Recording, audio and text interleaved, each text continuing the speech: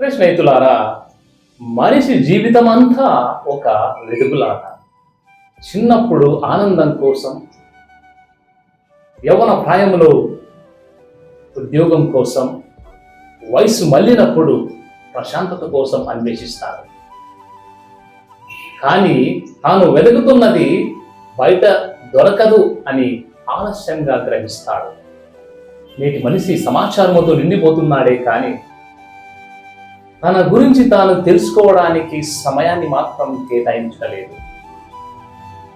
ప్రపంచాన్ని మార్చాలని ప్రయత్నం చేసే ముందు తన మనసును గెలవాలా, ఇతరులలో మార్పు తీసుకొని రావాలని ప్రయత్నం చేసే ముందు నాలో ఏమి మారాలా అని వ్యక్తిగతంగా ప్రశ్నించుకోవాలా.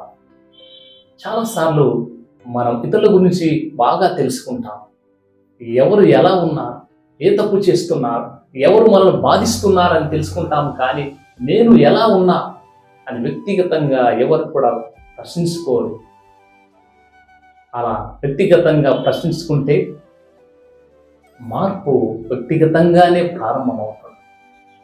బైబిల్ గ్రంథంలో మత్తయి సువార్త 6వ అధ్యాయం 6వ వచనంలో ప్రభు అంటారు, నీవు నీ గదిలోనికి ప్రవేశించి తలుపులు మూసుకొని రహస్యంగా ఉన్న నీ తండ్రిని ప్రార్థించు అన్నాడు. ఇక్కడ గది అంటే కేవలం 4 గోడలని కాదు, అంతరంగంలోనికి ప్రవేశించమంటున్నారు. ప్రార్థనలో మౌనంగా గడిపినప్పుడు, మనలోనికి మనం తొంగి చూసినప్పుడు మనలో దాగి ఉన్న భయం, మనలో దాగి ఉన్న అసూయ, మనలో దాగి ఉన్న స్వార్థం, రాగ ద్వేషాలు ఇవన్నీ కూడా మెల్లమెల్లగా బయటకు వస్తాయి. నీలోనికి నీవు తొంగి చూసినప్పుడే నీ నిజ రూపం కనిపిస్తుంది. కాబట్టి లోకం మారాలా, వారు మారాలా, వీళ్ళు మారాలా అని పదే పదే కోరుకునే ముందు నేను మారుతున్నానా, నా వ్యక్తిగత జీవితంలో మార్పు ఉందా అని ప్రశ్నించుకోవాలా.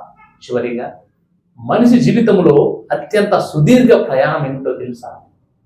ధనలోనికి చేసే ప్రయాణమే, బాహ్య ప్రయాణం కాదు. It is not outward journey but it's an inward journey. కనుక మనలోనికి మనం తొంగి చూసే ప్రయత్నం చేద్దామా? దేవుడు మనల్ని దీవించును గాక. ఆమేన్.